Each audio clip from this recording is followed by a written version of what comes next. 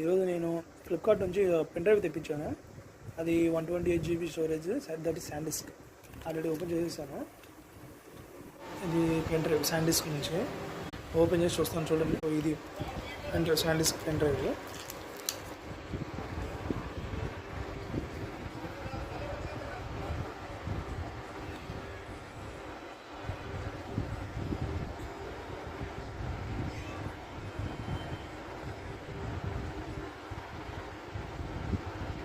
అది type A to type C.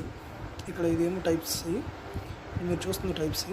And so just మనం ఇట్లా పక్కకి ఇట్లా అంటే టైప్ సి వచ్చేస్తుంది. టైప్ సి, టైప్ ఏ.